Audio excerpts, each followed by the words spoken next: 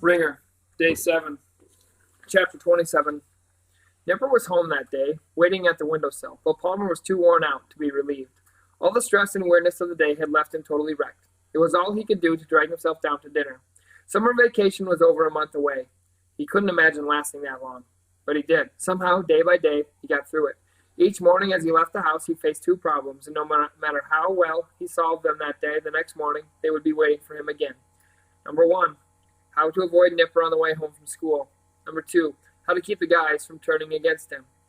As he had discovered the first day, getting into trouble could both detain him after school and boost his popularity with the guys. So he spit on the blackboard.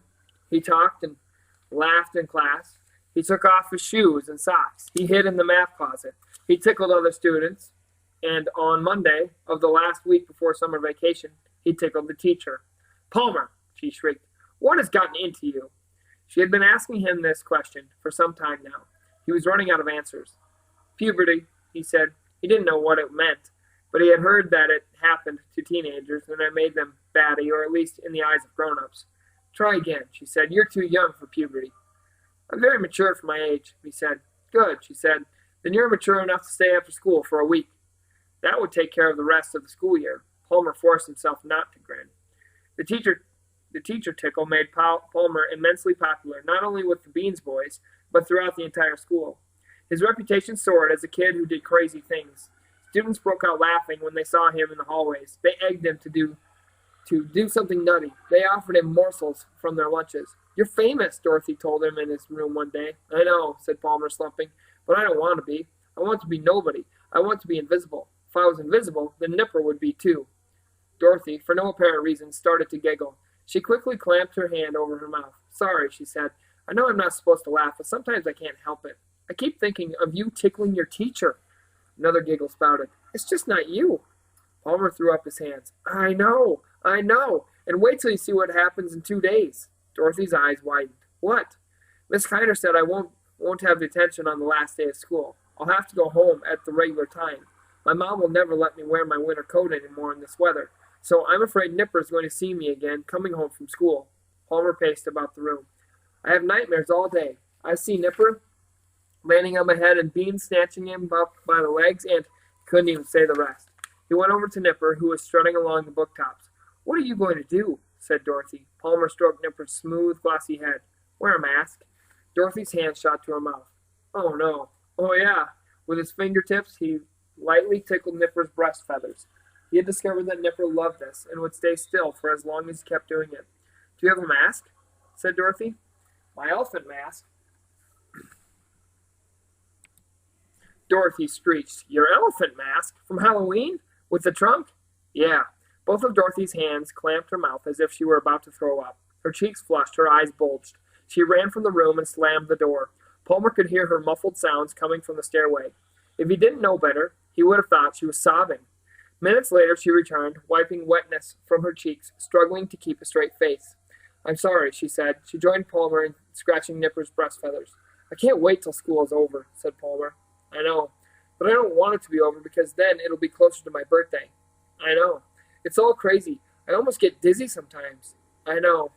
Lightly, lazily, they tickled Nipper's feathers. Their fingers mingled. "Know what?" said Dorothy. "What?" "You're a hero." "Huh?" "All the stuff you're doing. You're probably the naughtiest student there's ever been in our school, and you're doing it all to save him." Palmer frowned. "That's no hero. I just live in the wrong town, that's all." The pigeon seemed to be looking at them separately, one with each orange eye. A faint murmur came from deep in his throat. "Hear that?" said Dorothy. "He's saying, 'That feels so good.'" "Why would anybody want to shoot him?" said Palmer. "Nobody's going to." Palmer turned to her. "But why would they want to?" Dorothy stared back. She had no answer. On the last day of school, wearing his elephant mask on the walk home, the trunk hanging down to his waist, Palmer was a sensation.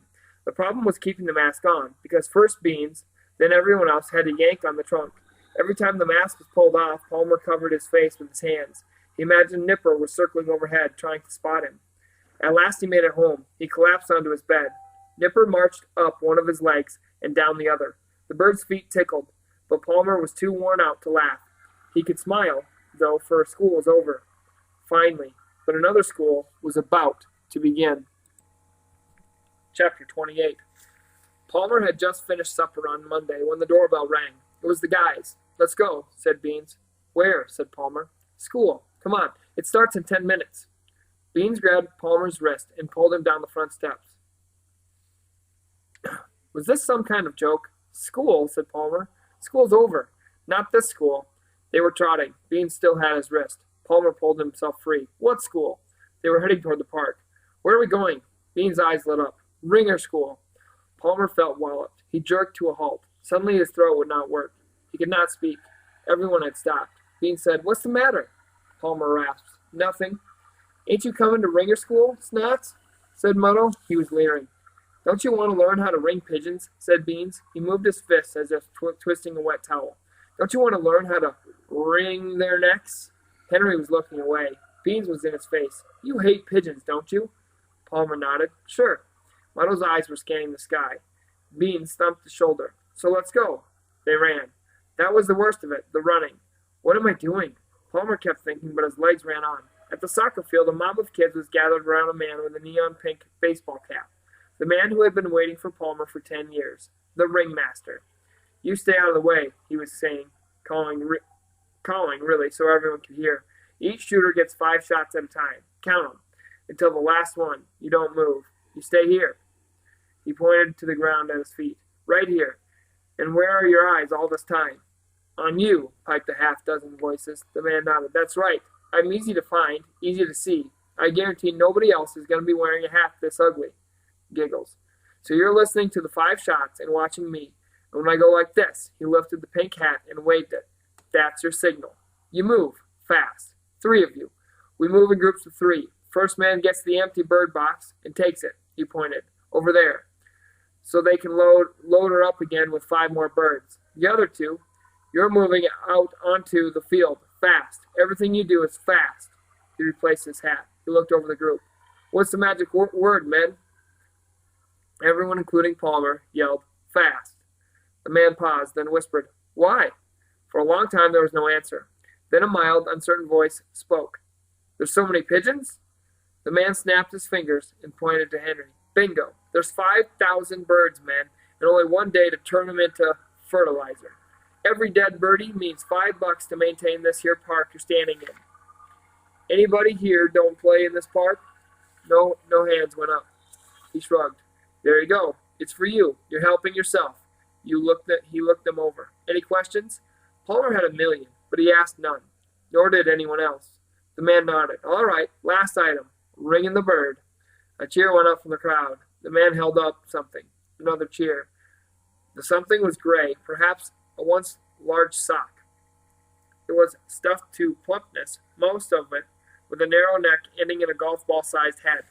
"Stunt pigeon," someone called out. Everyone laughed. The man stared sternly. "Get your giggles over with now. There'll be no giggles on the 7th of August. No horsing around. Anybody that's not all business," he wagged his thumb, "you're out of here. You understand?" Capped heads nodded. "Okay now, the shooter's done. You're a team of 3. One of you's gone for the box. The other 2 zip onto the field. What are you going to find? One of 3 things. You're going to find 5 dead birds. You're going to find 5 floppers, that's what I call the wounded, or you're going to find, and this will be in most cases, a combination of the above. We get some sorry shooters in this town, and we got some real dead-eyes, but most of them are in between." He raised a finger. "Back up a minute. If wounded birds are floppers, what do you call dead birds?" He looked over the group. His eyes were twinkling. Someone up front said, "Croakers?" The ringmaster laughed. "Trick question, son. The answer's dead. Dead is dead. There's no other word for it." He ruffled the kid's hair. "All right. You're on the field. Each of you heads for a bird. And not the same bird. No fighting over who gets which bird. This ain't an Easter egg hunt." Giggles. "All right. You come to your bird. If it's dead, fine. If it ain't dead, also fine. Whichever you snatch it up and get the next one. Between the 2 of you, you're coming back with 5 birds. Here's where you check them out. You see one that's not dead." He swung his head slowly, looking at every face. "You wring its neck." Palmer heard one stifled squeak. All else was silence. The man held the gray thing above his head. One hand here, twist in opposite directions. You do it hard, you do it quick. We're not here to torture these animals. We're We're here to kill them humanely, hard and quick. That's all it takes. Into a trash bag, go to the back of the line. Next time you're up, somebody else gets the box. Keep rotating. Everybody gets a chance. What's the magic word? Fast. He looked them over. Any questions? A voice came out of the crowd. How will we know if it's dead or not? Somebody yipped. Take its pulse. The man's glare cut off the laughter. The trees were silent. You'll know, said the man. The sky was empty. The man clapped. All right, line up. This here's a flopper. He held up the gray stuffed sock. I want each of you to step forward, ring it like I showed, and get out of here. I'll see you August 7th. 6 a.m. sharp. Let's go. The crowd formed a line. Palmer had notions of drifting away, but Beans and Muddle were herding him their way. As he waited in line, Palmer felt himself to be 4 years old again. At his first family fest, with the wounded, loppy-sided pigeon coming toward him and the gray, sour smell of the gun smoke growing stronger with every breath. He took his eyes from the field and fixed them on the pink-hatted ringmaster. He noticed how intently the man stared into the face of each kid who stepped up and took the sock. It seemed that the man was on the lookout for pretenders, for kids who didn't really want to be there, for wimps. And if the man detected a wimp, what would he do? Would he cry out, "Aha!" and send the kid away to the jeers of the crowd? Would the kid ever be able to show his face in this town again? Ahead of him, Beans, then Muddle, wrung a sock. Like most of the kids, they really got into it, grunting with effort. And now the man was holding it up to Palmer. Palmer accepted it. Beans' voice came from nearby. Ring it, Snots. Palmer could feel the man's eyes on him. He wondered how his face looked. Would the man say, "Aha"? Palmer had half expected the sock to sprout pink feet and glossy feathers. It did not. He wanted to call out to all the ringers in training, "Hey, who are they trying to kid? This is no pigeon. You want to know what a real pigeon feels like? Ask me. This is nothing but a sock." "Let's go, son," said the man, hard and quick. Palmer wrung its neck, hard and quick. He dashed it to the ground at the man's feet and marched off. The man said nothing. Chapter 29. Palmer caught the weightless, foamy basketball. He turned it in his hands to look at Nipper's name in broad marker strokes. He tossed the ball back to Dorothy. Nipper chuckled down at them from a curtain rod.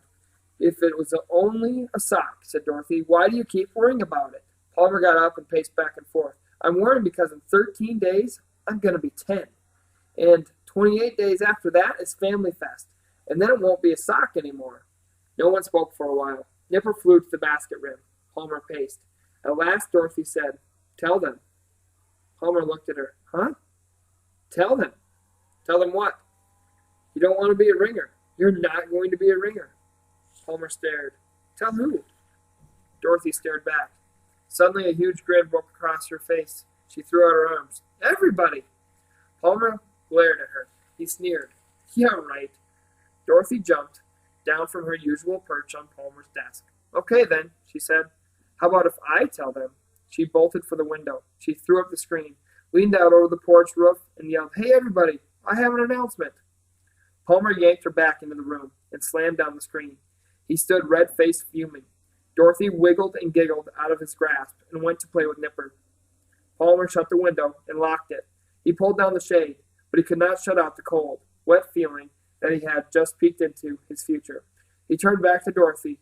He found her wearing an impish grin. "So," she said, "are you going to invite me to your birthday party this year?" Palmer sagged. He had been dreading this. So far, his social life had been neatly divided into two separate relationships, one with Dorothy, one with the guys. Dorothy herself helped keep it that way by avoiding him whenever the guys were around. Last year, except for his mother's complaint, it had been fairly easy not to invite Dorothy. This year was hugely different. Dorothy was now his best friend, the only person in the world with whom he shared Nipper. How could he not invite her? And how could he not invite the guys? "Well," said Dorothy, "maybe I won't even have a party," he said. But he knew he would, because the guys were already talking about it. They were expecting it, and because his strategy for surviving the summer was simply this: stay on their good side.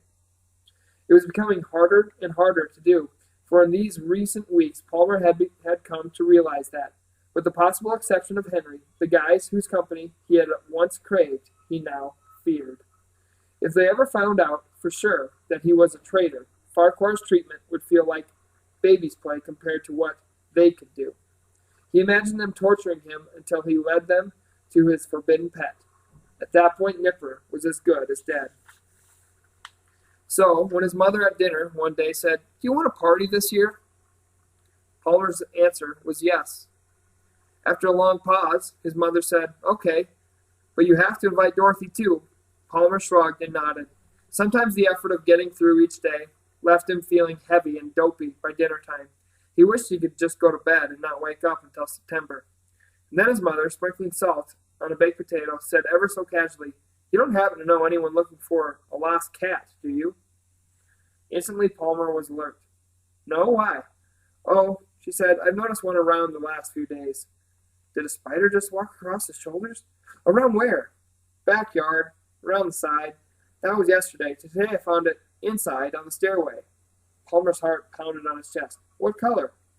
"Yellow," she said, reaching for the pepper. She said more, but he was not hearing. He was racing upstairs, bursting into his room, finding Nipper healthy and plump and waddling across the floor to meet him. He fell to his knees and pounded his fist again and again into his thigh.